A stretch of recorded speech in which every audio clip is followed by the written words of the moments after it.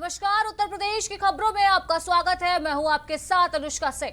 राजधानी लखनऊ में vintage car rally का आयोजन किया गया। रैली में एक से बढ़कर एक उम्रदराज कारें निकाली गई।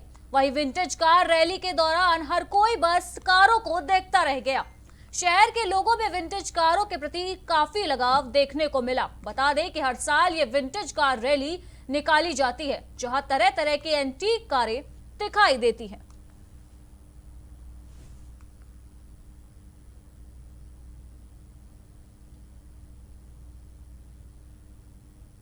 कानपुर में समाजवादी पार्टी के कार्यकर्ताओं द्वारा पुलिस और सरकार के खिलाफ धरना प्रदर्शन किया गया। बता दें कि कुछ दिनों पहले मुरादाबाद में समाजवादी पार्टी के राष्ट्रीय अध्यक्ष अखिलेश यादव द्वारा पत्रकारों से वार्ता की गई थी, जिस दौरान अखिलेश यादव और पत्रकारों के बीच तीखी नोकझोंक दिखाई दी थी, जिसके बाद पत्रकार और सपा कार्यकर्ता में लड़ाई हो गई थी, जिसमें कई पत्रकार चुटहेल हो गए थे, जिसको लेकर पत्रकारों का आरोप था कि सवाल पूछने पर अखिलेश यादव अपना आपा खो बैठे, जिसके बाद उनके अंगरक्षकों ने पत्रकारों से बदसलूकी की।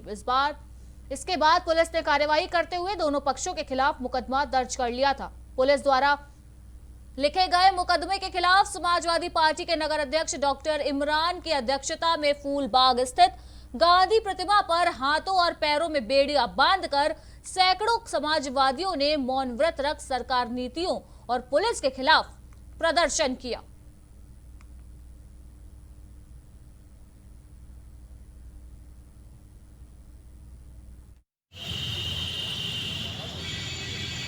कल मुरादाबाद में हमारे राष्ट्रीय अध्यक्ष अखिलेश यादव जी पे झूठा मुकदमा सरकार ने कायम कराया है। ये सरकार लाल टोपी वालों से डर गई है और इसीलिए भय से ग्रस्त हो गई मुकदमा करा करके हम लोगों को दबाना चाहती है।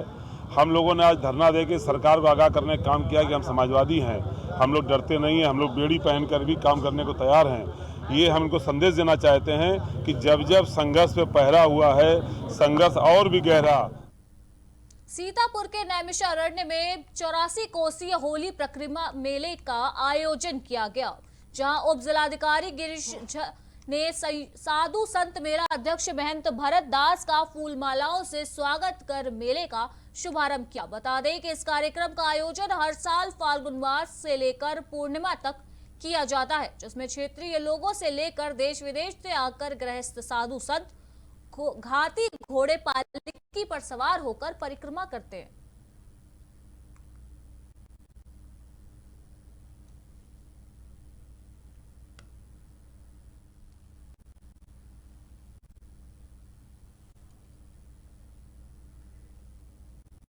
तो सीतापुर पे 84 कोसीय होली परिक्रमा मेले का आयोजन किया गया, जहां भारी संख्या में श्रद्धालु वहां दिखाई दिए। वहीं 84 कोसीय होली परिक्रमा मेले में साधु संतों का भी जमावड़ा देखने को मिला।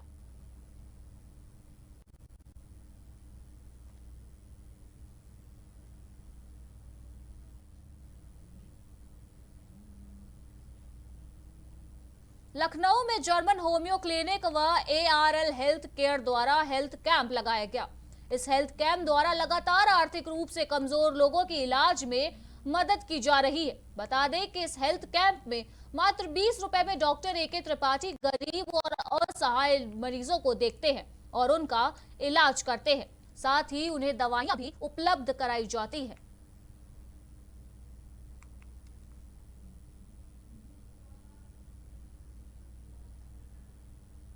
हाँ, तो लखनऊ में इस वक्त आप देख सकते हैं तस्वीरों में कि असहाय लोगों और गरीब लोगों के लिए स्वास्थ्य कैंप का आयोजन किया गया, जहां मात्र 20 रुपए में लोगों का परीक्षण किया गया है। वहीं लोगों को दवाइयां भी उपलब्ध कराई गई हैं। जर्मन होम्यो क्लिनिक ने निशुल्क जांच कैंप का भी आयोजन किया, जिसमें गरीब लोगों और असहाय लोगों को मदद दी गई। प्रत्येक संडे को जो मैं doctor Adarsh Tripathi, German homeopathic clinic, कैंपर रोड, बालागंज, प्रत्येक संडे को हमारे यहाँ जांच होती थी। लेकिन इस बार जो है हमारे यहाँ एक विशेष प्रोग्राम जो रखा गया है। डॉक्टर राजकिशोर अवस्थी जी जो ARL हेल्थ केयर के जो है मालिक हैं, और उनकी तरफ से जो है हमें जो है हमारे जो पेशेंट बहुत दूर दूर से लोग आते थे, जिनको ब्लड के द्वारा जांच जो करानी पड़ती थी, बहुत महंगी पड़ती थी, उसमें जो है उन्होंने बहुत सी जांचें हैं जो फ्री ऑफ कास्ट कर दी है। बिल्कुल हाँ सर, मुझे पहले शुरुआत में तो लग रहा था ये मेरा जो है 7वां कैंप है संडे का, जो इतना बड़े लेवल पे आयोजन किया गया है, जिसमें हर संडे को 500 से 600 लोग जो है उपलब्ध रहते हैं और सबको जो है प्रॉपर्ली दवाएं उपलब्ध कराई जाती है और उसके बाद जो है वो टोकन दिया जाता है। टोकन के द्वारा जैसे आप गाड़ी देख रहे हैं सामने खड़ी है, उसमें जो है भोजन की व्यवस्था की जाती है, तो सुचारू रूप से चल रहा है। यूपी के बस्ती में एसटीएफ की टीम को बड़ी कामयाबी हासिल हुई है। बताया जा रहा है कि एसटीएफ ने पीएफआई के एक सदस्य को गिरफ्तार कर लिया है। आतंकी गतिविधियों में शामिल होने के आरोप में ये गिरफ्तारी की गई है। बस्ती के एसपी हेमराज मीणा ने आरोपी के पकड़े जाने की पुष्टि की है। आरोपी के पास से आतंकी ट्रेनिंग की संदिग्ध सीडी और डॉक्यूमेंट बरामद किए गए हैं। साथ ही पुलिस आरोपी से पूछताछ में जुटी हुई है। देखिए, आज बीती रात में एसटीएफ की जो टीम है उसके द्वारा एक संदिग्ध व्यक्ति को मुखबिर की सूचना के आधार पर गिरफ्तार किया गया था और जब उसको गिरफ्तार किया गया, उससे जामा तलाशी लिया गया तो उसके पास से कुछ संदिग्ध मटेरियल मिला, जिसमें देश विरोधी कुछ दस्तावेज थे और बाकी उनके पास से 2-3 आधार कार्ड मिले हैं जो कि फर्जी थे और एक मोबाइल उनके पास से बरामद हुआ है और एक सीडी भी उनके पास से मिली है जो कि संदिग्ध है। इसी के आधार पर इनको गिरफ्तार करके और थाना कोतवाली बस्ती में इनके खिलाफ मुकदमा पंजीकृत किया गया। धारा 121A, 420, 467, 68, 71 और 120B आईपीसी के तहत इनके विरुद्ध मुकदमा पंजीकृत करके इनको। वहीं आगरा से एक दिल दहला देने वाली घटना सामने आई है, जहां एक घर में 10 साल की बच्ची ने खुद को फांसी लगाकर जान दे दी है। मामला फतेहाबाद के प्रतापपुरा गांव का बताया जा रहा है, जहां बच्चों के बीच हुए झगड़े में एक छोटी बच्ची ने आत्महत्या कर ली है। वहीं घटना की सूचना मिलते ही पुलिस ने शव को कब्जे में लेकर पोस्टमार्टम के लिए भेज दिया है। साथ ही पुलिस मामले की कार्यवाही में जुट गई है।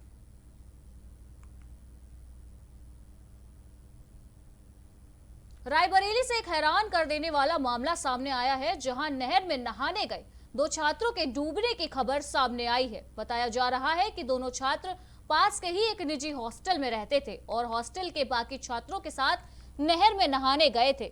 वहीं सूचना पाकर पहुंची पुलिस ने गोताखोरों की टीम को बुलाकर छात्रों को खोजने की कोशिश की, लेकिन काफी मशक्कत के बाद भी दोनों छात्रों का अब तक कोई भी सुराग नहीं मिल पाया है।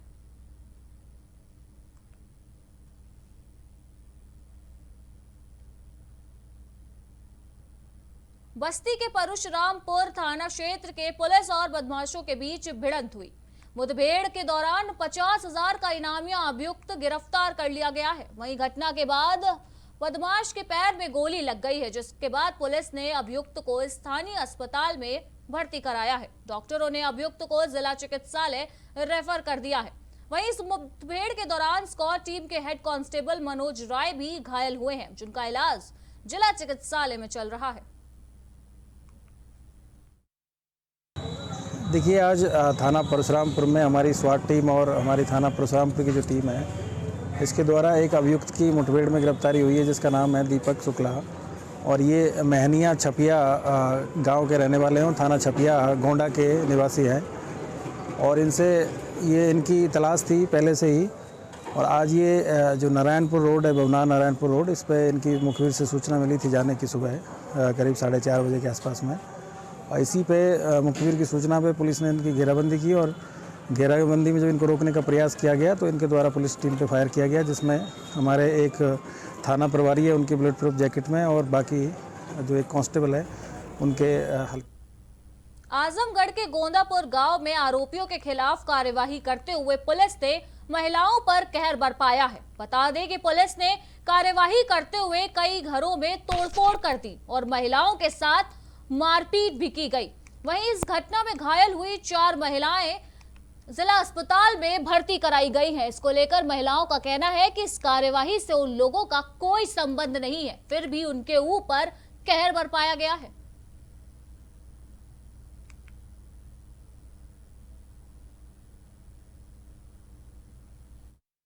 बताने के हिसाब से कि पुलिस का मारा पीटा है, हमको लीगल उनका हो गया है। कितने लोग भर्ती हैं? 4 लोग यहाँ पर एडमिट हैं। चोटें ज़्यादा गंभीर रूप से हैं? रंजना, प्रियंका, प्रिया और पुष्पा। तो इन लोगों की चोट क्या ज़्यादा गंभीर है? हाँ, चोटें लगी हुई हैं, सब कंप्लेन ऑफ पेन है, कहीं कटा फटा नहीं है, लेकिन एक अंदर की चोटें हैं, चोटें चोटें हैं। तो ये लोग भर्ती किया गया है कि? हाँ, भर्ती किया गया। ठीक। किस थाने के हैं सब? थाना महाराजगंज है। 2 गाड़ी पुलिस हमारे गांव में कल शाम को 4 बजे आई और आते ही तोड़फोड़ शुरू कर दी। हम लोग पूछे क्यों तोड़ रहे हो, तो हम लोगों का बाग पकड़ के खींच के किनारे कर देते हैं। फिर वो गाड़ी स्कॉर्पियो हमारे द्वार पर खड़ा था, उसको लाठी डंडा से तोड़ने लगे। तो हम वीडियो बना रहे थे, तो वो हमारा मोबाइल छीन कर हमको पटक पटक के मारे, सर पे मारे, लात से पीठ पे मारे। तो 4 व्हीलर से फिलहाल हमको एक्सीडेंट किए। पहले जो जिसमें सदर में मन देखा सदर में एडमिट थे, जिसमें हमको एप्लीकेशन दिया, डॉक्टर माइनर कागज। औरैया में एक शराबी पति ने अपनी पत्नी और बच्चों के साथ मारपीट की है, जिसके बाद महिला अपने बच्चों के साथ बीच चौराहे पर रोने लगी। महिला का आरोप है कि शराब के नशे में उसके पति ने पहले पत्नी को मारा, फिर उस पर पेट्रोल डालकर उसे मारने की कोशिश की। वहीं मौके पर पहुंची पुलिस ने महिला की शिकायत पर रिपोर्ट दर्ज कर ली है, साथ ही आगे की कार्यवाही की जा रही है।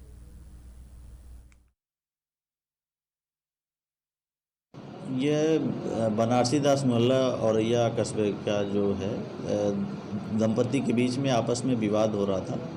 उस विवाद से क्षुब्ध होकर के पत्नी सुभाष चौराहे पे आ गई थी और ये कह रही थी कि मैं आत्महत्या करूंगी। तत्काल पुलिस द्वारा तत्परता से उसको समझाया बुझाया गया और बचा करके थाने पे लाया गया। दोनों पक्षों को बुलाया गया है, बातचीत की जा रही है और आवश्यकता पड़ने पर वैधानिक कार्रवाई सुनिश्चित की जाएगी। आगरा में साइबर क्राइम की घटनाएं लगातार बढ़ती जा रही हैं। बताया जा रहा है कि आगरा के एक कारोबारी से साइबर क्राइम के जरिए 3 लाख रुपए की लूट की गई है।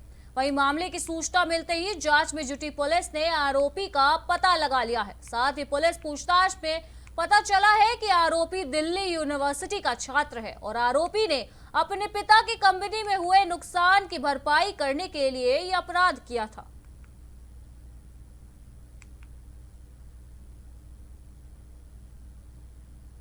फतेहाबाद में मजदूरी का रुपया मांगने पर मजदूर से बड़ी बेरहमी से पिटाई की गई है। मामला फतेहाबाद थाना इलाके के बसई गांव का बताया जा रहा है, जहां टेंट हाउस संचालक ने युवक को बेरहमी से पीटा है, जिसके बाद अस्पताल में इलाज के दौरान मजदूर की मौत हो गई है।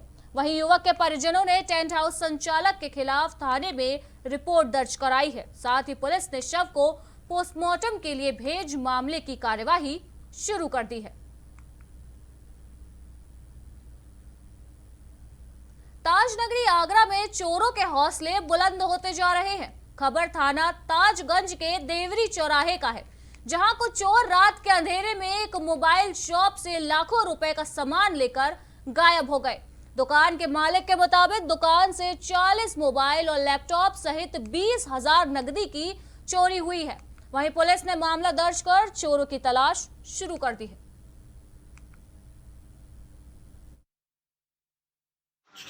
दुकान में सुबह आए थे तो खोल के देखा तो पूरा ताला तो लगा हुआ था। हमने खोला था, ऊपर पत्थर टूटा हुआ था। सामान मोबाइल देखे हमने तो मोबाइल सारे गायब थे। लैपटॉप देखा उसके बाद में, लैपटॉप भी गायब था। जो सामान महंगा था सारा गायब था। 35-40 मोबाइल थे, 15 से 20 रुपये कैश था, लैपटॉप था और हेडफोन वगैरह थे, पंखा था। हाँ, बाकी भी एक अनुमान है अपना, उसके बाद पता लगेगा। आगरा के गांव कौंद में एक बड़ा हादसा होने से टल गया है। बताया जा रहा है कि गांव के घरों के ऊपर से गुजर रही 11,000 वोल्टेज की हाई टेंशन विद्युत लाइन में अचानक फॉल्ट होने से लाइन घरों के ऊपर टूटकर गिर गई, जिसके बाद वहां मौजूद लोगों में हड़कंप मच गया। मामले पर लोगों का कहना है कि शिकायत करने के बावजूद भी कोई भी विद्युत कर्मी वहां नहीं पहुंचा, जिसके बाद से यह हादसा हुआ है। वहीं हादसे में किसी के घायल होने की खबर फिलहाल नहीं मिल रही है। साथ ही लोगों ने अधिकारियों से हाई टेंशन लाइन को हटवाने की भी मांग की है।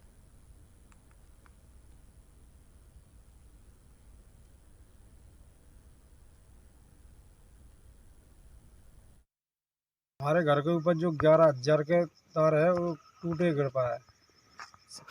इसकी शिकायत हमने कई बार मंगल दिवस दी बहा, कोई इसकी वो नहीं सुनवाई हुई। जे हिसाब से कही अभी कुछ दिन हुए तार कटाए थे, उस दिन उन्होंने भी कोई शिकायत नहीं की।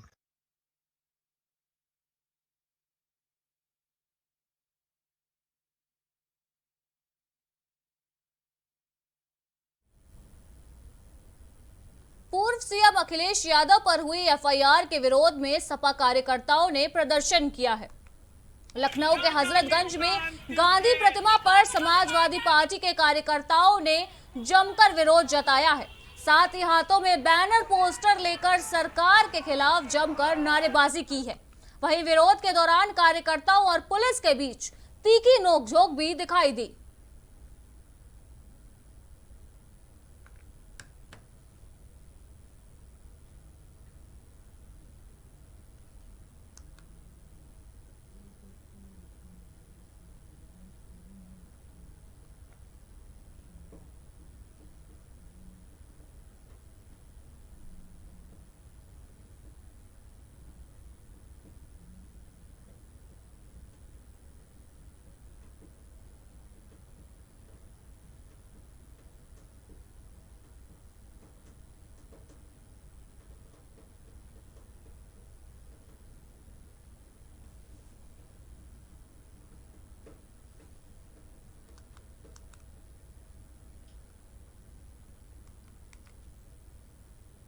ताजनगरी आगरा में अवैध प्राधिकरण की जमीन को अवैध कब्जे से मुक्त कराया जा रहा है।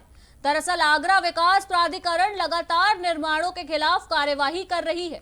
बताया जा रहा है कि आगरा की पॉश कॉलोनी पार्श्वनाथ पंचवटी की भूमि पर अवैध कब्जा और बनाए गए भवनों को नक्शे के हिसाब से नहीं बनाए जाने की शिकायत मिली थी, जिस पर एक्शन लेते हुए उपाध्यक्ष डॉक्टर राजेंद्र पैसिया ने अतिक्रमण के खिलाफ कार्यवाही के आदेश दिए हैं।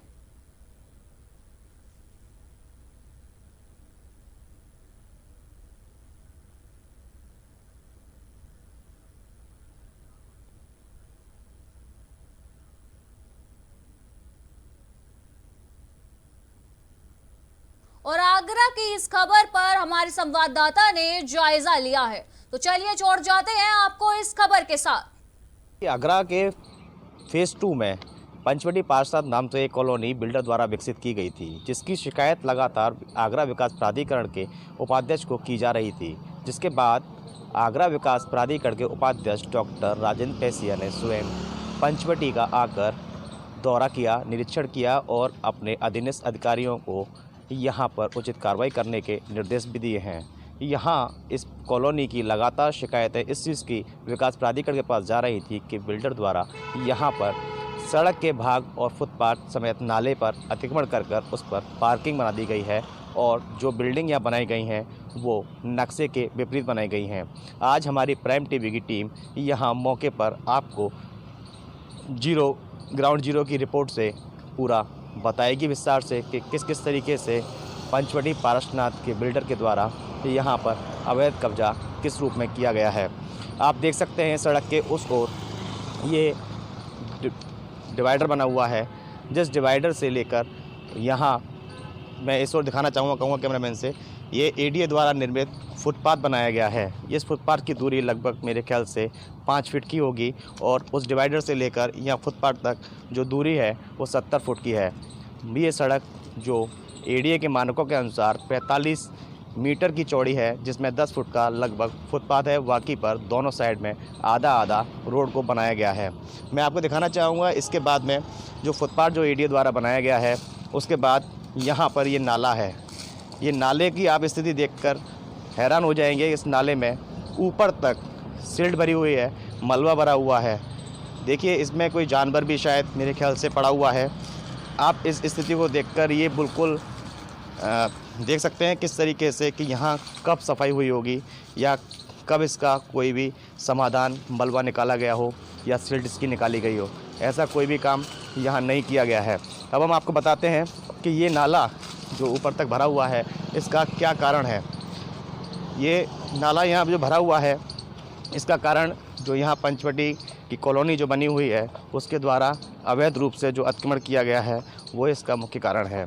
अब हम आपको दिखा देते हैं, ये पंचवटी का फ्लैट नंबर यहाँ से स्टार्ट हो जाते हैं और ये इसका पहला फ्लैट है, जहाँ आप देख सकते हैं किस तरीके से ये सड़क से जो दूरी है, जो डिवाइडर जो बना हुआ है वहाँ से जो दूरी है, और यहाँ पर आकर ये टाइल्स नुमा सीमेंटेड टाइल्स जो लगाई गई हैं, सीमेंटेड टाइल्स लगाकर ये पूरा यहाँ फुटपाथ आप देखना चाहेंगे जो फुटपाथ वहाँ पर था वो यहाँ आपको कहीं नज़र नहीं आएगा, क्योंकि ये बिल्डर द्वारा जो बनाया गया है इसको फुटपाथ पे भी पूरा कवर कर कर अपनी सीमेंटेड टाइल्स लगाकर इसको कब्ज़ा कर लिया गया है। इसके बाद में स्थिति आती है नाले की। ये नाला आप देखेंगे, यहाँ आपको नाला कहीं नज़र नहीं आएगा। ये नाला एक यहाँ खोला गया है। इस नाले को आप देखकर अंदाज़ा लगा सकते हैं इसमें कितना मलबा है। देखिए ये नाला है, इसकी सफाई कब से नहीं हुई है, वो कितनी सीलन है इसके अंदर, आप इससे अंदाज़ा लगा सकते हैं। ये ढक्कन इन लोगों द्वारा खोला गया है। इस ढक्कन पर जो लगी हुई गैस के द्वारा जो सीलन आई है ये चटक गया है और इसकी आप देख सकते हैं किस तरीके से पूरे में इसमें मलबा भरा हुआ है।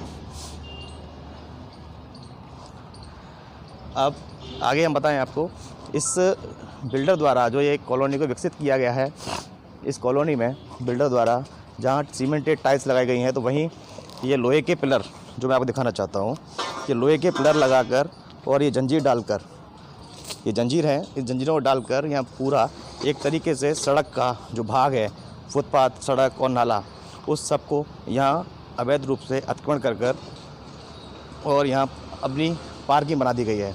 अब हम यहाँ बात करते हैं अंदर की। आप पहले देखिए, मैं आपको दिखा दूँ एक बार, ये बाहर का मुख्य मार्ग है जिसमें साफ तौर पर लिखा हुआ है 45 metre wide master plan road. इसका मतलब है कि ये 150 फुट का लगभग मास्टर प्लान रोड है जिसमें बीच में डिवाइडर दिया गया है और एक तरफ लगभग 70 फुट, दूसरा 70 फुट 10 फुट का डिवाइडर दिया गया है। लेकिन वास्तविक मौके से जो हमने आपको दिखाया था वहाँ ये स्थिति नहीं है।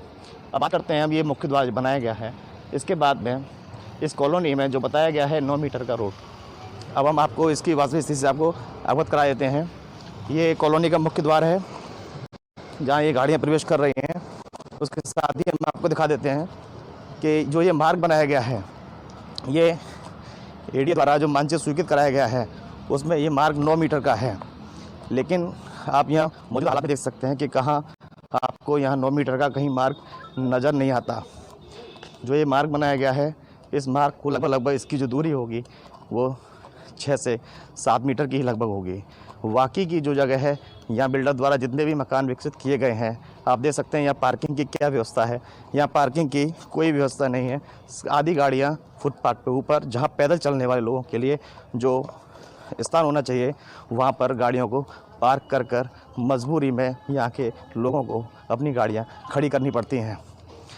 साथ ही एक चीज़ बता दें हम आपको, आगरा विकास प्राधिकरण भवन निर्माण एवं विकास उपविधि में ये भी साफ तौर से कहा गया है कि जहां अगर कोई 200 मीटर लंबा मार्ग है तो वहां पर कम से कम 9 मीटर चौड़ा सड़क मार्ग होना चाहिए।